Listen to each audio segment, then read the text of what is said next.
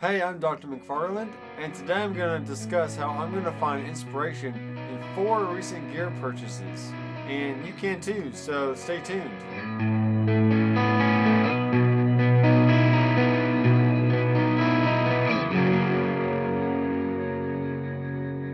Hey, I'm Dr. McFarland, and if you want to be a more confident musician, definitely subscribe to my channel.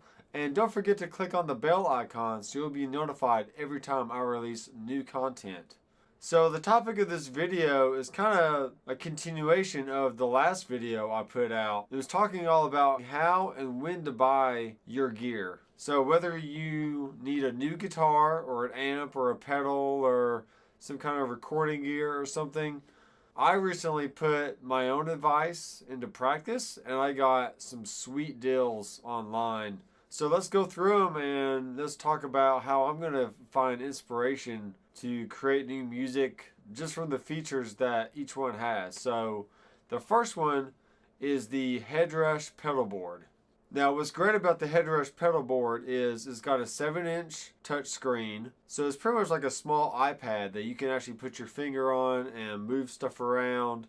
It's really, really super cool. It's got 12 soft touch switches that are really easy to push, doesn't make a lot of noise, and they're very sturdy and durable. So I know they'll last for years to come. Another great thing about the Headrush pedal board is that it has multiple amplifier types, cab sims, and even custom impulse responses if you're into that kind of thing. And also, it doesn't have a very wide range of effects, but what it does have is the bare bones basics of everything you need to get started. From your basic tube screamer to your distortion sound to multiple types of delays and reverbs and even modulation effects. So there's plenty to choose from, and yeah, it doesn't have tons of different variations on your overdrive sounds and distortion sounds, but that's okay because you'll find pretty fast that you don't really need a whole lots of different types of sounds because a basic tube screamer and distortion pedal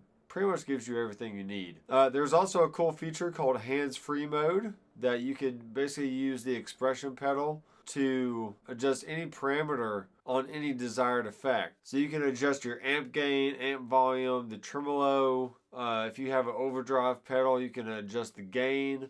Or let's say you had a delay sound called up and you wanted to adjust the delay time or the feedback. You can do all that in real time. There's also lots of different configurations that you could have with the Headrush. You can plug it straight into your mixing board and record with it for a direct recording kind of scenario. Or you can also plug it into your amp or your amp's effects loop. All kinds of different variations to get the sound you need in whatever type of environment or situation. Let's move on to the next thing, which is actually something I got in the mail today. I bought this off of Reverb.com, and this is the TC Electronic Hall of Fame 2, which has the cool mash feature on the on and off switch.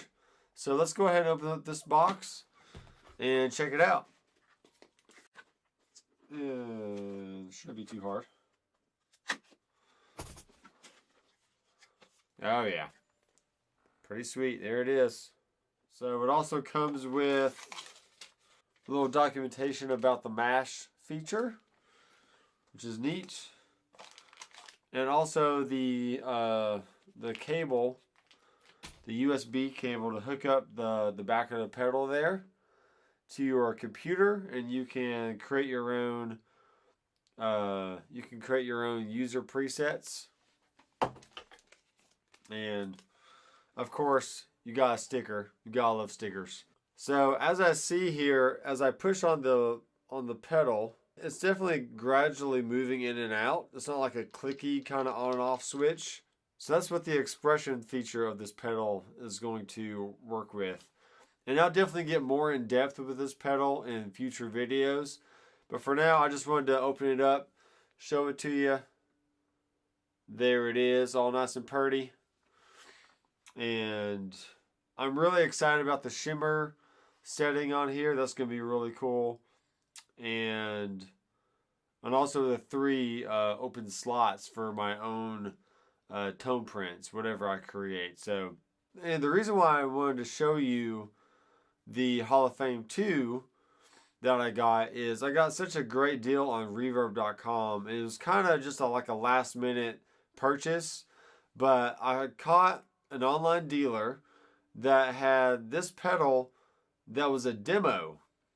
Okay, so there's a few different ways to save money online, and two of them are find a demo version or even a B stock version, and both of them primarily mean the same thing. But basically, let's say you have a shelf model that people try out in the store, but when you buy that item, they actually give you a new version that is still in the box that they have in stock in the back or something, right?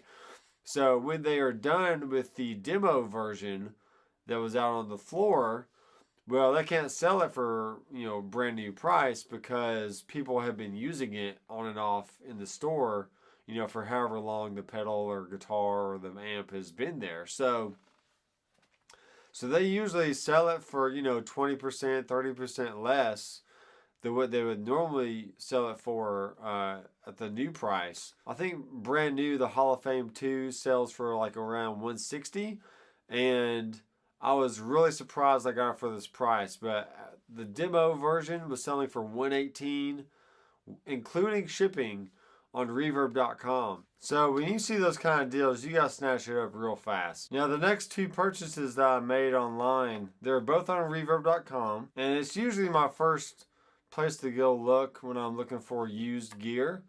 And I just so happened to find the Mel 9 from Electro Harmonics on Reverb, and also the Key 9,